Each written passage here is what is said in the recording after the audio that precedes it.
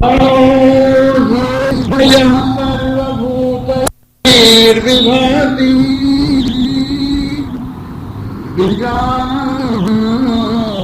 विद्वान् भवते नास्तिवादिः आत्मधीर आत्मरति क्रियमाणेश ब्रह्मविदां वरिष्ठः सत्येन अभ्यस्ततः आत्मा सम्यग्ज्ञानेन ब्रह्मचर्येण नित्यम् अन्तः शरीरे ज्योतिर्मयो हि शुभ्रो यं पश्यन्ति यतयः क्षीणदोषाः सत्यमेव जयति नामृतम् सत्येन पन्था विततो दीर्घयानः येनाक्रमः विरिषयो यत्र तद् सत्यस्य परमं निधानम्।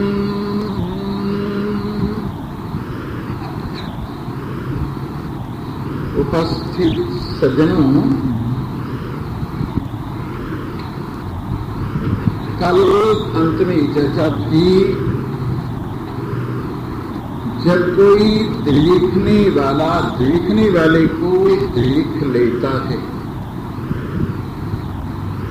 और उसकी ज्ञान स्वरूपता को, उसकी अनादिता अनंतता को अवलोकन कर लेता है, उसकी व्यापकता को अनुभव करते हुए अपने आप को वही समझते हुए सारे जगत का कर्तृत्व माया से अपने आप में देखता है, सबको कंट्रोल करने की शक्ति अपने आप को ही जानता है, सभी पुरुषों में विराजमान अपने आप को ही पहचानता है और सभी प्राणियों का चराचर जगत का मूल अपने आप को जानता है। ऐसा जानने वाला व्यक्ति पुण्य पाप दोनों को धोकर निर्मल हुआ परम पदार्थ की तद्रूपता को प्राप्त हो जाता है।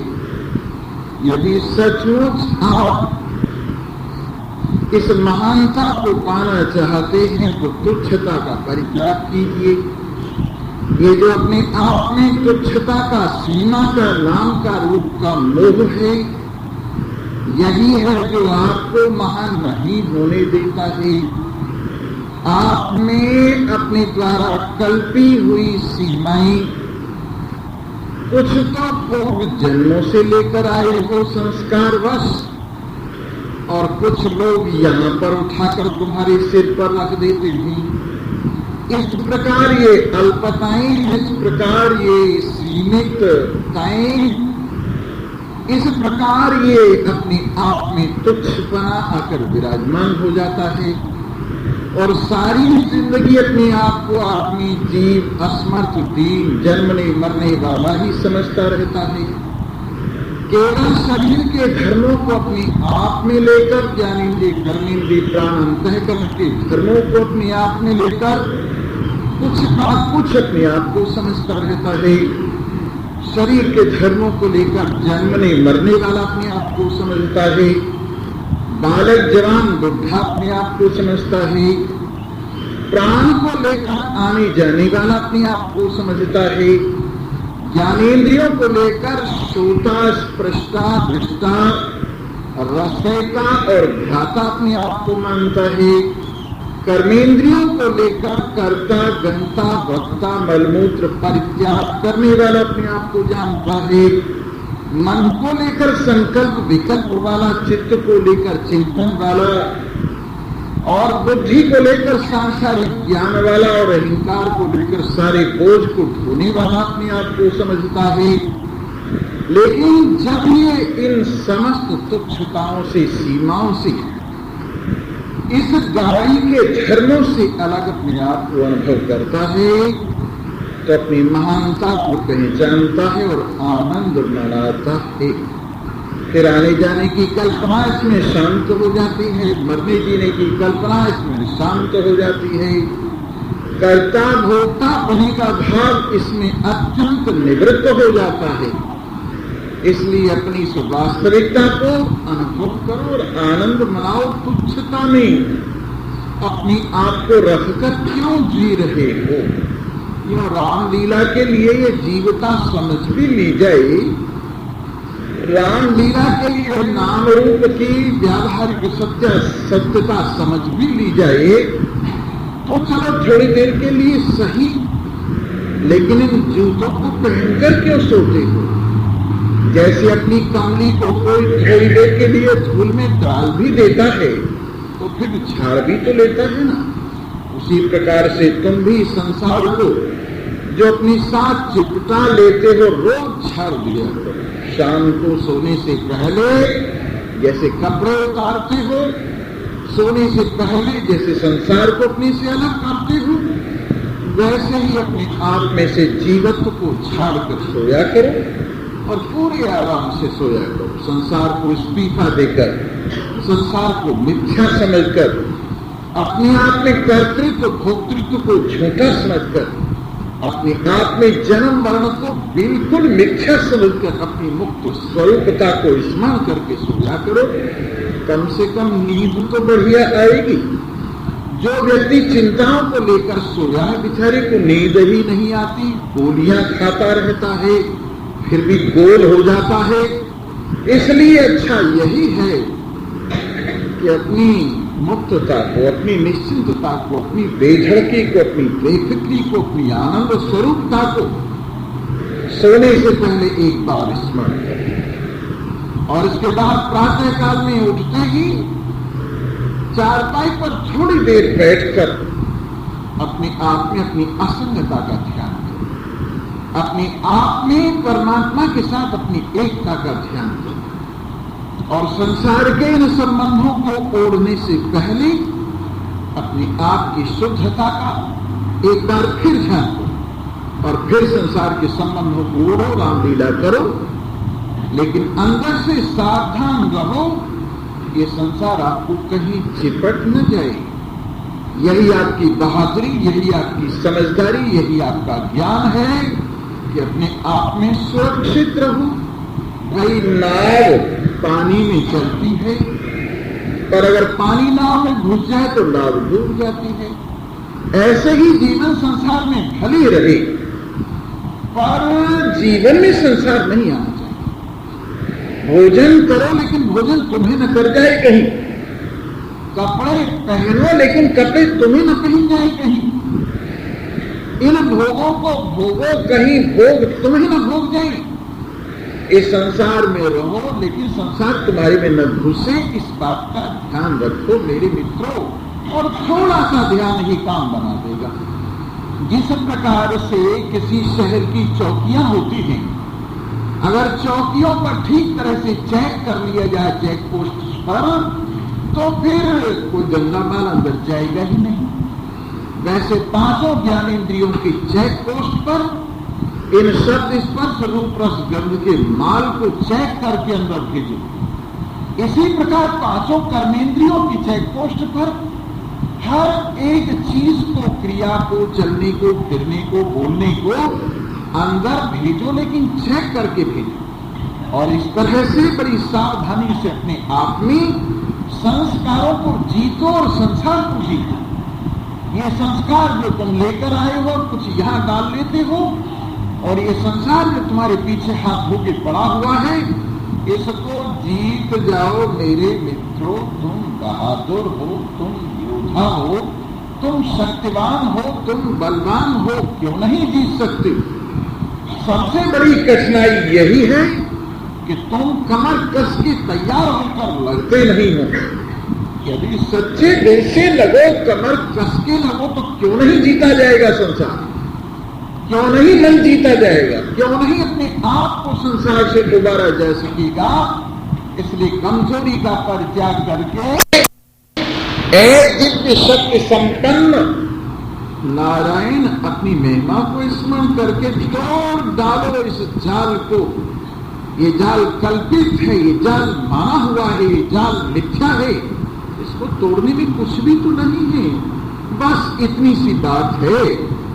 एक राजा को अपना मंत्री बनाने के लिए योग्य आदमी चाहिए था। उसने एडवर्टाइजमेंट कराया, भाई जो कोई मंत्री बनना चाहे अपना नाम देवे और फला दिन सबका इंटरव्यू होगा और उसके बाद मंत्री चुना जाएगा। तो लोगों ने, बहुतों ने अपने नाम दिए, डिग्रियां नाम के साथ जुड़ी और एक बहुत बड़ी भीड़ उस दिन इकट्ठी हो गई मंत्री बनने की आकांक्षा को लेकर। राजा ने क्या किया, सबको एक किले के अंदर बंद कर दिया और दरवाजा भिड़ा दिया, लगाया नहीं, भिड़ा दिया सिर्फ, और कहा जो भी बाहर निकल आएगा वही मेरा मंत्री होगा। अब लोगों ने समझा ताला लगा हुआ है बाहर से, कोई प्रार्थना करने लगा, कोई उपासना करने लगा, कोई प्रेयर करने लगा, कोई नमाज पढ़ने लगा, कोई आसन करने लगा, कोई ध्यान करने लगा, तरह तरह के करने में लगे रहे और सोचते रहे भगवान की कृपा से दरवाजा खुल जाएगा, भगवान की कृपा से दरवाजा खुल जाएगा, भगवान की कृपा से दरवाजा खुल जाएगा।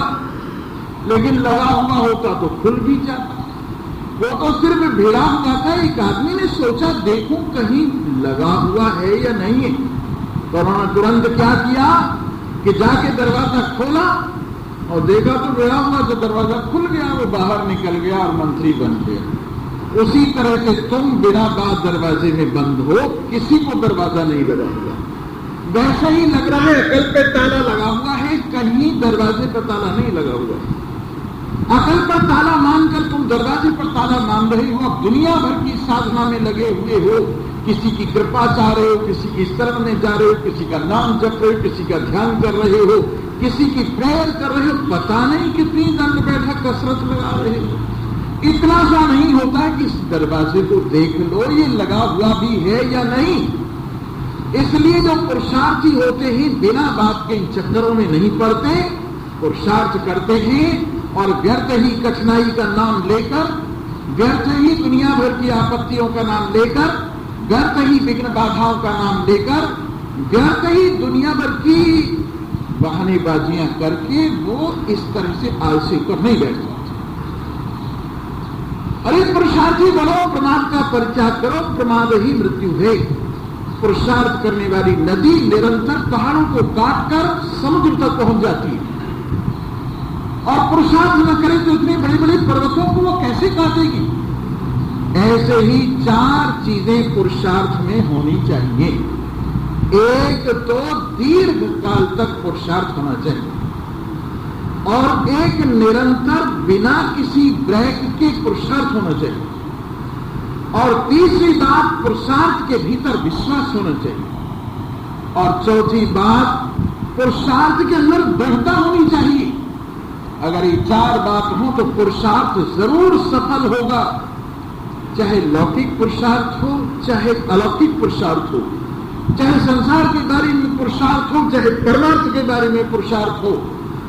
अरे हम लोग प्रारब्ध के ऊपर, केवल प्रारब्ध के ऊपर यूं ही जीते रहे कि जो कुछ हमारे भाग्य में होगा वो हो जाएगा, जो कुछ हमारे भाग्य में होगा हो जाएगा। ये तो पशुओं वाला जीवन है। मनुष्य का स्वभाव तो भाग्य से लड़ने का है, मनुष्य का स्वभाव तो प्रकृति से लड़ने का है, मनुष्य का स्वभाव तो विपरीतताओं को अनुकूलता बनाने का है। मनुष्य ने अपने पुरुषार्थ से नदियों की धारा बदल दी, मनुष्य ने अपने पुरुषार्थ से क्या कुछ नहीं कर दिया। तो वैसे ही तुम अगर पुरुषार्थी बनो तो क्या कुछ नहीं हो सकता। इसलिए उत्तिष्ठ जागृता विपराम निरोधता, ऐ मोह की नींद में सोने वालों उठो, महान पुरुषों के पास पहुंचो, अपने स्वरूप का बोध प्राप्त करके संसार के बंधनों से छुट्टी पा जाओ। कब तक बंधे रहोगी, कब तक रोते रहोगी, कब तक किसी की मदद के लिए पुकारते रहोगे, कब तक आशीर्वादों के लिए झोली पसारते रहोगे, कब तक कृपा की भीख मांगते रहोगे, कब तक बिना बात किसी और की शरण में जाते रहोगे। एक बार यदि तुम जाग गए तो काम बना बनाया खेत। आपको मालूम है, एक किसान की फसल खड़ी हुई थी सोने वालों, तो क्या हुआ, वो फसल पक गई थी, अरहर की फसल थी, तूर की। तो उसने सोचा कि ये फसल मुझे अब काट लेनी चाहिए। एक पेड़ के ऊपर पक्षियों ने, चिड़ियाओं ने घोंसला बनाया हुआ था। दो बच्चे उस घोंसले में अंदर से बाहर निकल चुके थे, बड़े बड़े हो गए थे, थोड़ा थोड़ा उड़ना सीख रहे थे। तो उन्होंने बातें सुनी और शाम को जब चिड़िया और चिड़ा आया, अपने माँ बाप आए, तो उन्होंने कहा, मम्मी पापा चलो यहां से दूर कहीं चलते। क्यों, क्या हुआ, यह बहुत बड़ा खतरा है। क्या खतरा है, कल को ये खेत कट जाए। तुम्हें कैसे मालूम हुआ, या किसान कहता था फसल खराब हो रही है, अब गांव वालों को बुलाकर इस फसल को मुझे काट लेना है। वो कहने लगे, अब अभी फसल कटने वाली नहीं, आराम से लेटे रहो। 2 दिन 4 दिन के बाद फिर किसान आया और कहा, ओहो फसल तो खराब हो रही है, अब मैं रिश्तेदारों को बुलाऊंगा, गांव का कोई भी मेरा साथ नहीं देता है, और कल को फसल काट ही लूंगा। फिर बच्चों ने कहा अपने माँ बाप से कि अब कल को तो कट ही जाएगी, गांव वाले तो आए नहीं, पर उसके रिश्तेदार कल को जरूर आएंगे और ये फसल कट जाएगी। माँ बाप ने कहा, बच्चों कोई बात नहीं, चैन से लेटो, अभी नहीं कटने वाला। 2-4 दिन बाद अकेला आया और कहने लगा, न गांव वालों ने साथ दिया और न साथ दिया किसी रिश्तेदार ने। कल को मैं अकेला ही लगूंगा और इस फसल को काट के रख दूंगा। शाम को फिर चर्चा हुई तो माँ बाप ने कहा, चलो अब यहां से चलते ही बच्चों, अब ये फसल कट जाएगी। तो बच्चों का आश्चर्य हुआ। बच्चों ने कहा, पूरे गांव से नहीं डरे, पूरे रिश्तेदारों से नहीं डरे, एक आदमी से डर गए। कहने लगे, उसमें स्वयं में सोया हुआ पुरुषार्थ जागृत हो गया, उसको पराजय की आशा निकल गई है और अब वो जरूर खेत काट लेगा। और सचमुच पेड़ पर बैठे हुए पक्षियों ने देखा कि दूसरे दिन वो फसल कट रही थी। मेरे मित्रों, आपने सुना होगा, समुद्र के किनारे पर पक्षियों ने अंडे दिए हुए थे, एक बार नहीं अनेक बार अंडों को बहाकर ले गया समुद्र। और पक्षियों ने कहा, अरे हमारा खानदान ही निपट जाएगा इस तरह से, तो चलो इस समुद्र को हम सुखा देंगे।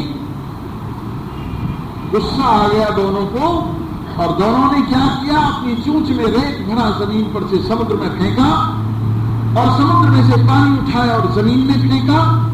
सुबह से शाम तक इसी तरह से लगे रहे। 2 दिन 3 दिन 4 दिन 5 दिन हो गए, थोड़ा सा चुग्गा लेने और लग जाने, तो महर्षि अगस्त उधर को आ गए और उन्होंने इनका खेल देखा तो कहने लगे, पक्षियों क्या बेचारे, क्या कर रहे हो? कि हमने निश्चय किया हम इस समुद्र को सुखा देंगे, ये हमारे बच्चों को, हमारे अंडों को बार बार बहा ले जाता है, हमारा खानदान विनष्ट होने जा रहा है, हम इसको जरूर सुखा देंगे। वो हंसकर कहने लगे, तुम छोटे छोटे पक्षी इतना सा पानी ले जाते हो, इतना सा रेत लाते हो, ऐसे समुद्र सूख जाएगा क्या? उन पक्षियों ने कहा, लगता है ऋषि तुम नास्तिक हो, तुम्हें आत्मा पर विश्वास नहीं है, तुम हमारे शरीर को देख रहे हो, हमारी धारणा को नहीं देख रहे, हमारी भावना को नहीं देख रहे।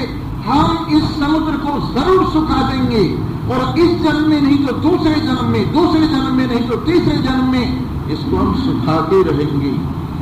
महर्षि अगस्त ने प्रणाम किया उन दोनों पक्षियों को और कहा, धन्य है तुम में सचमुच, देखने तुम छोटे से हो लेकिन भगवान बोल रहा है, पुरुषार्थ बोल रहा है, तुम्हारी आत्मा बोल रही है और लो तुम्हारे पुरुषार्थ के फल समुद्र सूखा जाता है।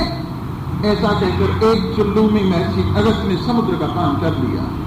कहने का तात्पर्य यह है, तुम पुरुषार्थ करोगे तो भवसागर सूखेगा और तुम पुरुषार्थ नहीं करोगे, सोचते रहोगे स्वामी जी हमारे भाग्य ने लिखा ही कहाँ है सत्संग में जाना, हमारे भाग्य में भजन करना कहाँ लिखा है, हमारे भाग्य में भवसागर से पार होना कहाँ लिखा है। कोई लिखने वाला नहीं है, तुम अपने आप लिख डालो अगर नहीं लिखा हुआ। अगर नहीं लिखा हुआ तो अपने आप लिख डालो। खुदी को कर बुलंद इतना कि हर तकदीर से पहले खुदा बंदे से खुद पूछे, अरे तेरी रजा क्या है। अपने आप में अपनी शक्तियों को जगाओ। मेरे मित्रों, मेरी समझ में नहीं आता कि तुम लोग पुरुष शरीर में आकर भी पशुओं जैसी बात यदि सोचते हो। जैसे पशु सोचता है पानी पीऊंगा, मालिक पिलाएगा तो पीऊंगा, चारा खाऊंगा, मालिक खिलाएगा तो खाऊंगा, अंदर जाऊंगा, मालिक ले जाएगा तो जाऊंगा। ये पशुओं की बात होती है। लेकिन तुम पशु नहीं हो, पशुता से ऊपर उठ गए हो। तुममें मनुष्यता जागृत हो गई है, तुममें मन जागृत हो गया है, तुममें पुरुषार्थ जागृत हो गया है। तुम्हारे हाथ ऊपर उठ गई हैं, तुम्हारा सिर ऊपर उठ गया है। इसलिए हाथ ऊपर उठा है, हाथों का उपयोग करो। सिर ऊपर उठा है, दिमाग का उपयोग करो और पुरुषार्थ जागृत करके अब के भवसागर से पार हो जाओ। अन्यथा फिर से 84 लाख योनियों में बार बार आना जाना पड़ेगा। मेरे मित्रों, जागो। क्या यहाँ आकर सोने के लिए आते हो या टाइम काटने के लिए आते हो या यूं ही थोड़ी देर सैर सपाटे के लिए आते हो? कुछ सोचो। ये घड़ियां फिर हाथ नहीं आएंगी। जो सांस निकल जाता है वो फिर वापस नहीं आता। ये 9-9 लाख के रत्न मुफ्त में ही तुम इनको चिड़िया उड़ाने में जो फेंक रहे हो काल की धारा में, ये बहुत बड़ी हानि कर रहे हो। आओ देखो, जीता जागता भगवान तुम्हारे में विराजमान है। ये जो तुम्हारा प्राण चल रहा है, ये जो तुम्हारी में प्राण आ जा रहा है, सभी प्राणियों, इस प्राणों के द्वारा कौन प्राणों में शक्ति दे रहा है? इन प्राणों के द्वारा किसकी महिमा प्रकाशित हो रही है? प्राणपति की महिमा। सर्वभूतैर, सभी प्राणियों के द्वारा जो श्वास प्रश्वास की प्रक्रिया हो रही है, इस श्वास प्रश्वास से, प्राण से यह विभाति जो प्रकाशित हो रहा है, जो दैदीप्यमान हो रहा है, विजानन, इसको अपना आत्मा जानकर विद्वान भवते नातिवादी। विद्वान अतिवादी नहीं होता। अतिवादी का तात्पर्य शरीर के अभिमान वाला नहीं होता, ज्ञानेंद्रियों के, कर्मेंद्रियों के, प्राण के अभिमान वाला नहीं होता। इस संसार का बोझ अपने सिर पर लेकर इसके अभिमान वाला नहीं होता। केवल आत्मा के विश्वास को लेकर बोलता है, केवल आत्मा के विश्वास को लेकर जीता है, केवल आत्मा के विश्वास को लेकर संसार के खेल को खेल की तरह से खेलता है, अपने आप में जागता हुआ खेलता है। आत्म क्रीड, आत्मरति, ये महान पुरुष जो प्राणों के माध्यम से प्राणपति को समझ गया है, जो अपनी महिमा में जागृत होकर अपनी महिमा से संयुक्त होकर बोल रहा है, ऐसा व्यक्ति आत्म क्रीड, अपने आप में क्रीड़ा करने वाला। लोग कहते हैं स्वामी जी अकेले जी नहीं लगता। अरे अकेले जी लगाकर तो देखो, अकेले में जी लगाओ, अकेले से जी लगाओ, अकेले हो जाओ थोड़ी देर के लिए, अकेले में जी लगाओ, आत्म क्रीड हो जाओ, अपने आप से आप खेलने वाले हो जाओ। जैसे समुद्र अपनी लहरों से आप खेलता है, जैसे वायु अपनी झोंकों से आप खेलती है, जैसे अग्नि अपनी शिखाओं से आप खेलती है, जैसे जल अपनी तरंगों से आप खेलती है, जिस प्रकार पेड़ अपनी शाखाओं के हिलने से आप खेलता है, उसी प्रकार तुम भी अपनी महिमा से आप खेलने वाले हो जाओ। आत्म क्रीड हो जाओ, थोड़ी देर के लिए अपने आप से खेलो। मैं अकेला ही हूं, अपने आप से खेलता हुआ प्रसन्न हो रहा हूं। इन सभी प्राणियों में मैं ही तो विद्यमान हूं। ये खेल मेरा अपने आप में, अपने आप के द्वारा ही तो हो रहा है। मैं ही अनेक रूप धारण करके अनेक रूपों में अकेला ही खेल रहा हूं। वाह वाह मेरी अधिष्ठानता, वाह वाह मेरी सर्वव्यापकता, वाह वाह मेरी सर्वरूपता, सब में मैं अकेला ही खेल रहा हूं। अरे वाह वाह मेरा अपने आप में अपने द्वारा खेल, मेरी रामलीला। ओहो रावण भी मैं ही हूं, राम भी मैं ही हूं, सीता भी मैं ही हूं, मंदोदरी भी मैं ही हूं, कुंभकर्ण, मेघनाथ, लक्ष्मण, सुग्रीव, विभीषण, सब कुछ मैं ही हूं। पहाड़ भी मैं ही हूं, नदियां भी मैं ही हूं, चराचर जगत सब में विराजमान, में अकेला ही विराजमान हूं। अरे वाह वाह आत्म क्रीड़ा, अपने आप से खेल रहा हूं, अपने आप से प्यार कर रहा हूं। कहीं फूलों के ऊपर गूंज रहा हूं भौरे के रूप में, तो वो फूल भी मैं ही हूं और भौरा भी मैं ही। कहीं सौंदर्य के ऊपर गूंज रहा हूं मैं चाहने वाला होकर, तो वो सौंदर्य भी मैं ही हूं, उसको प्यार करने वाला भी मैं ही हूं। पूरे संसार में आशिक और मासूम सब कुछ अकेला मैं ही हूं। अरे वाह वाह कमाल है अपनी मेरी महिमा के सुए ताब दार को और भी ताबदार कर, ये ताबदार को और भी ताबदार कर, अकलो खिरद शिकार कर, होशो भी शिकार कर।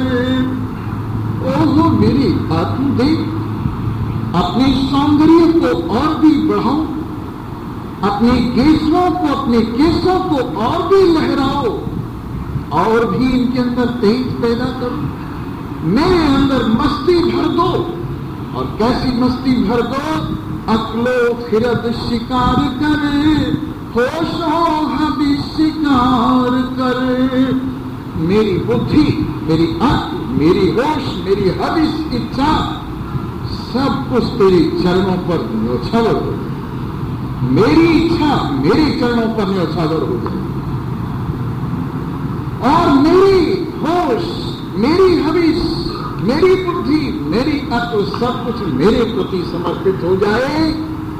ऐसा सौंदर्य मेरी आत्मदेव तुम जागृत करो अपने आप में। तो गेसुए ताबदार को और भी ताबदार कर, अक्लो खिरद शिकार कर, होशो हबी शिकार कर। तू है बहर बेकरा और मैं हूं एक छोटी आबिदू। तू है बहर बेकरा और मैं हूं छोटी आबिदू। या तो मुझे हम किनार कर, या मुझे बेकिनार कर, या तो मुझे हम किनार कर, या मुझे बेकिनार कर। ए मेरे प्रियतम, ए मेरे आत्मदेव, तू महासागर है, और शरीर की दृष्टि से, शरीर के ममत्व से मैं छोटी सी नाली बनकर के विराजमान हो गया। मेरी शुद्धता, मेरी ब्रह्मता, मेरी अनादि अनंतता तो सागर की तरह से सब में लहरा रही, और मेरी तुच्छता तो एक छोटी सी नाली का रूप धारण करके शरीर में क्या धोई हुई है। ए मेरे प्रियतम, ऐसा कर, या तो किनारों को तोड़ दे, अब तू मेरे साथ एक रूप हो जाए, या मुझे तो आजाद कर दे कि मैं तेरे साथ एक रूप हो जाऊं। और भी कितनी सुंदर बात कही है, इश्क भी हो हिजाब में और हुस्न भी हो हिजाब में। या तो तू बेहिजाब हो, या मुझे बेहिजाब कर। इश्क माने चाहत, हुस्न माने सौंदर्य, ये दोनों पर्दा लगा करके विराजमान है। सौंदर्य कौन है? परमात्मा है। चाहत कौन है? जीव है। चाहत कौन है? जीव है। और सौंदर्य कौन है? परमात्मा है। और ये दोनों कैसे बने हैं? पर्दे से बने। एक ही चीज में, जैसे एक ही मकान में पर्दा डाल कर, ये ड्राइंग रूम और इधर वाला बेडरूम, ये ड्राइंग रूम, ये बेडरूम, ये किचन, ये सब पर्दा डाल कर बनाए हुए। एक ही मकान के अंदर पर्दा डाल कर जैसे अलग अलग रूम बन गए ही, वैसे एक ही सत्य में माया का पर्दा डाल कर कहीं हुस्न बन गया है, कहीं इश्क बन गया है। इस तरह से इश्क भी हो हिजाब में, पर्दे में, और हुस्न भी हो हिजाब में। या तो तू बेहिजाब हो या मुझे बेहिजाब करे, या तो तू पर्दा हटा दे। एक ही पर्दा मेरे और तेरे बीच में, मेरा पर्दा हट जाए तो एक, तेरा पर्दा हट जाए तो एक, दो पर्दे नहीं। दो पड़ोसियों के बीच में एक दीवार है, इधर वाला गिरा दे तो साफ, उधर वाला गिरा दे तो साफ। वैसे ही मैं और मेरा यार एक बस्ती में रहते, मैं और मेरा यार एक बस्ती में बसते हैं। किस्मत की खूबी देखिए मिलने को तरसते। मैं और मेरा यार एक बस्ती में बसते हैं, किस्मत की खूबी देखिए मिलने को तरसते हैं। क्योंकि दीवार का मोह है ना, मेरा घर।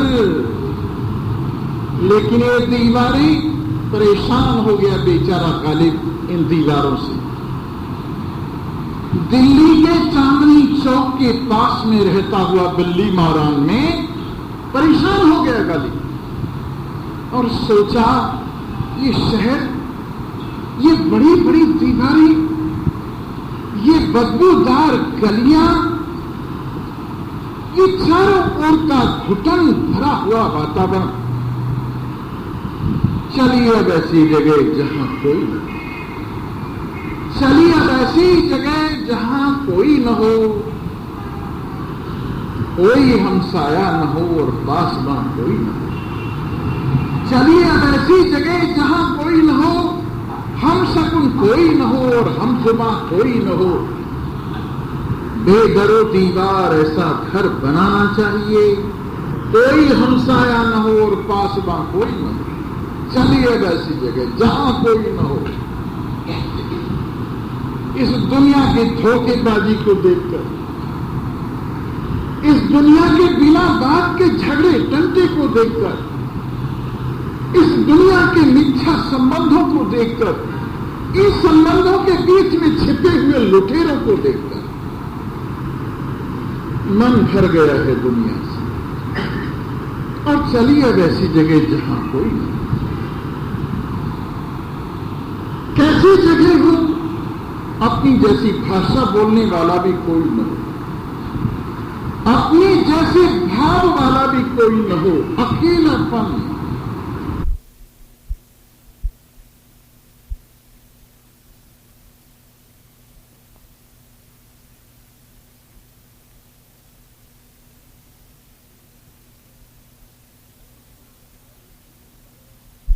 ऐसा घर बेदरो दीवार, ऐसा घर बनाना चाहिए हमसाया कोई न हो, पड़ोस में रहने वाला कोई न हो, और पासबा कोई न हो, पास में रहकर खबर सुध लेने वाला भी कोई न हो, बिल्कुल अकेला था। ये तो जीने के लिए मांगा और मरने के लिए क्या मांगा? पड़िएगा बीमार तो कोई न हो तीमारदार, जो अगर मर जाइए तो लोहा का कोई न हो। अरे बीमार पड़े तो थोड़ा ढंग से अकेले में बीमार पड़े, बीमार पड़ते ही तीमारदारों की भीड़ लग जाए, बीमारी का क्या मजा है? सारा मजा किरकिरा हो जाता है। बीमार को ढंग से बीमार भी नहीं होने देते। बीमार हो गए तो आदमी देखे तो सही संसार में क्या है। बीमार हो गए तो देखे देखे तो सही कि शरीर मिथ्या है, बीमार हो गए देखे तो सही संसार दुख रूप है, शरीर दुख रूप है, लेकिन उसमें विचार ही नहीं जगने देते। क्या हाल है जी, क्या हाल है जी। कई कई तो ऐसे होते हैं, एक बहरा आदमी था, वो किसी बीमार की खबर सुध लेने के लिए जाने से पहले सोचने लगा, मेरे को सुनाई तो कुछ देगा नहीं, कैसे पूछूंगा, मैं पूछूंगा भाई क्या हाल है, राजी खुशी हो, कुछ फायदा हुआ है, वो कहेगा हाँ अब कुछ फायदा है, मैं कहूंगा भगवान की कृपा है। फिर मैं पूछूंगा कौन सा हकीम है जो इलाज कर रहा है, वो कोई नाम लेगा तो मैं कहूंगा वो बहुत अच्छा हकीम है, उसके हाथ में बड़ी शिफा है। चला गया और जाके पूछने लगा क्यों भाई क्या हाल चाल है, अरे हाल चाल पत्थर है, मर रही ही बिल्कुल, कहने के बड़ी भगवान की कृपा, पहले ही कह करके गया था, बड़ी भगवान की कृपा है, सब ठीक हो जाएगा।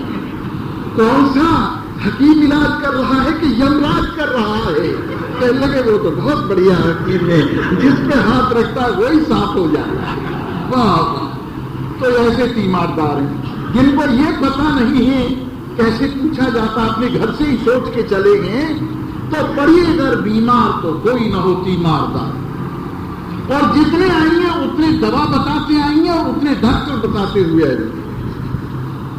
बीमारी का मजा नहीं, अभी वो फला चीज ले लो, फला चीज खा लो, तुमने पानी पी के देखा, तुमने दूध पी के देखा, तुमने ये पी के देखा है, अरे तुम जाओ सब पी के देखा है, आराम से बीमार होने को। बड़े अगर बीमार तो कोई न हो तीमारदार, और जो अगर मर जाइए तो नो आंखों कोई न हो, पीछे रोने वाला भी न होनी, वापस बुला लेते ही ये रोने वाले हर साल याद करते हैं, बेचारा कहीं चला भी गया हो तो फिर वापस आएगा इसी इस प्रकार गालिब ने ये इच्छा की कि एकांत हो, और यही कवि ने और कहा, ए गौ गरहे हो तो दुनिया से दूर भाग, इस मैं कदे में काम नहीं होशियार कर, अगर तेरे को होश है तो जल्दी कर, ये शराब घर है, यहां सबने पी हुई और पी पी कर सब बहक रही, ए गौ गरहे होश तो दुनिया से दूर भाग, इस मैं कदे में शराब घर में होशियार का काम नहीं है। तो फिर कहां जाएं स्वामी जी, कोई आश्रम वगैरह तुम ही बता दो। अरे कहीं जाने की जरूरत नहीं, तू आप ही में आ जा, अपने आप में आ जा, संसार का ख्याल छोड़ दे और संसार से मन हटाकर तू अपने अकेलेपन में आ जा। जैसे एक साधु ने पूछा, बनखंड जाऊं तो खुद यहाँ व्यापे, नगरी जाऊं तो माया, कहो नाथ जी कैसे रहिए। बनखंड जाऊं तो भूख लगती है, शहर में जाऊं तो माया चिपटती है, बोलो कैसे रहूं। तो उन्होंने कहा, बनखंड जाओ या नगरी रहो पर पूता जागते ही रहो, चाहे वन में रहो। पीछे पीछे उठो, यहां से पीछे जाओ। बनखंड जाऊं तो खुद जा व्यापे, नगरी जाऊं तो माया। अगर वन में जाता हूं तो भूख लगती है और नगर में जाता हूं तो माया व्याप्ति है, कैसे करूं। तो कहते हैं कहीं रहो सावधान होकर, कहीं रहो जागते होकर रहो। मेरे मित्रों, जो जागता उसका माल चुराया नहीं जाता, इसलिए तुम थोड़ा आत्मक्रीड हो, अपने आप से खेलने वाले हो, आत्मरति अपने आप से प्यार करने वाले हो। अरे लोगों का जी नहीं लगता, क्या करें स्वामी जी, हमारे जैसा भागा भी कोई नहीं है। क्यों? ये दुनिया, इस दुनिया में कोई हमारा न हुआ, यहां सब यूं ही रो के जाते, तुम्हारा कहां से होता। सिकंदर जैसा राजा 32 साल की आयु में सारी दुनिया को जिसने रगड़ दिया, एक एक पैसा जिसने कब्र से निकलवा दिया, वो जब 32 साल की उम्र में ही बीमार पड़ा और जाने लगा दुनिया से, तो खजानों की चाबियों की ओर देखा, लंबे चौड़े खजाने पर निगाह डाली, हे धन देवता मेरी रक्षा कर, मैंने तेरे लिए दिन देखा न रात, मैंने तेरे लिए पुण्य देखा न पाप, मैंने तेरे लिए क्या कुछ नहीं किया, लाखों जाने तलवार के घाट उतार दी, तो मेरी रक्षा कर। धन बेचारा कुछ नहीं बोला, चुपचाप पड़ा रहा। फिर रानियों को कहा, रानियों मेरी अर्धांगिनियों, मैं जा रहा हूं, मैं अतृप्त जा रहा हूं, मैं तुम्हारे साथ रहना चाहता था, मैं तुम्हारे साथ रमण करना चाहता था, लेकिन मुझे असमय में ही काल अपना ग्रास बना रहा है, तुम्हारा सौभाग्य समाप्त होने जा रहा है, तुम बचाओ मुझको। लेकिन तसरे बहाती रही, किसी ने कोई सहायता नहीं की। बड़े बड़े सिपह सालारों की ओर देखा, ये तुम्हारी लंबे लंबे भाले, ये तुम्हारी तेज तलवार, ये तुम्हारी ढाल, कई बार युद्ध में तुमने विजय दिलवाई है, कई बार शत्रुओं के वार को तुमने सामने खड़े होकर रोक लिया है, अब ये आखिरी बार है, मुझे बचाओ। देखो काल का ये कराल बाण मेरी ओर चला आ रहा है, मेरे सीने में घुसने को तैयार है, मेरे योद्धाओं मेरी रक्षा करो। लेकिन बेचारा कोई कुछ न कर सका, सबके मुंह नीचे की ओर हो गए। फिर हकीम जी से कहा, नब्ज देख रहे हो, कुछ जीने की आशा है क्या? नहीं नहीं, अब तुम राजकुमार नहीं जी सकते हो, मैं सब कुछ तुम्हें दे दूंगा, ये राज, ये धन दौलत, ये रानियां, ये फौज, सब कुछ दे दूंगा, मेरा जीवन वापिस कर दो, मेरे कुछ श्वास वापिस कर दो, मेरे लिए कुछ क्षण वापिस कर दो। लेकिन बेचारा हाथ पकड़े पकड़े ही रह गया और प्राण बखेर उड़ गए। और समझदार आदमियों ने कहा सबको समझाते हुए कि जब तेरी डोली निकाली जाएगी,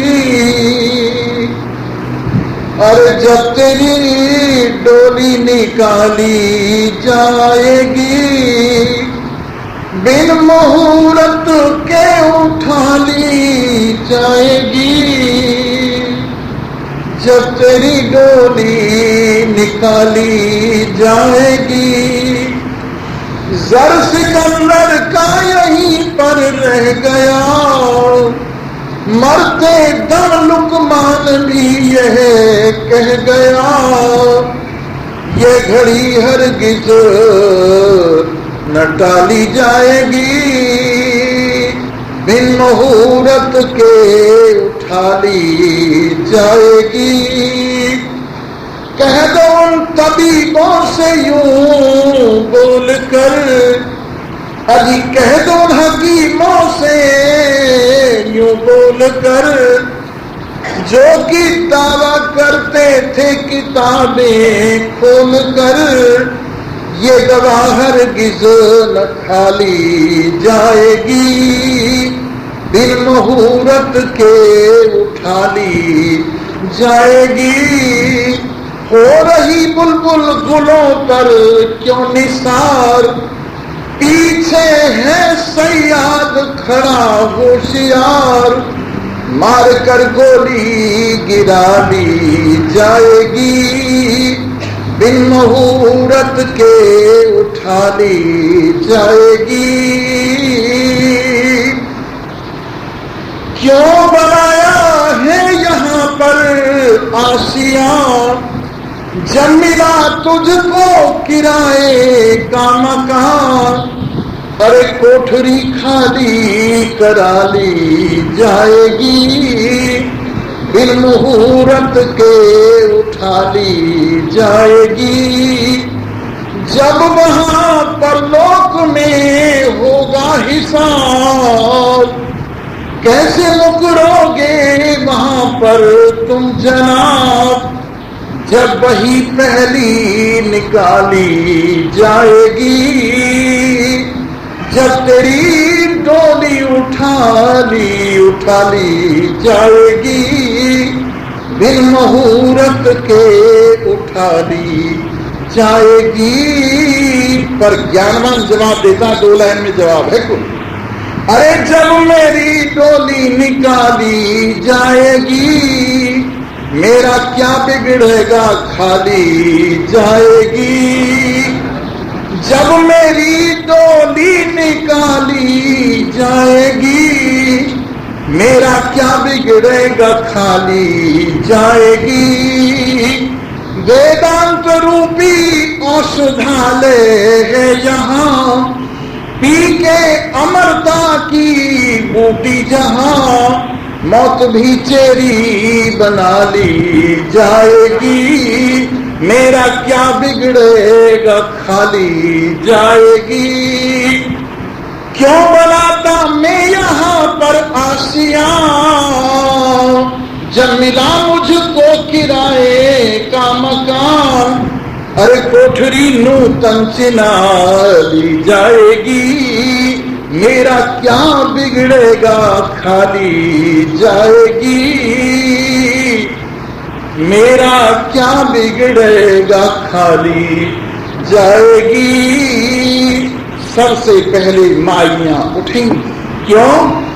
इनका लगना आसान है पर टिकना मुश्किल है, और आदमियों का लगना मुश्किल है पर टिकाव होता है आदमियों में। बस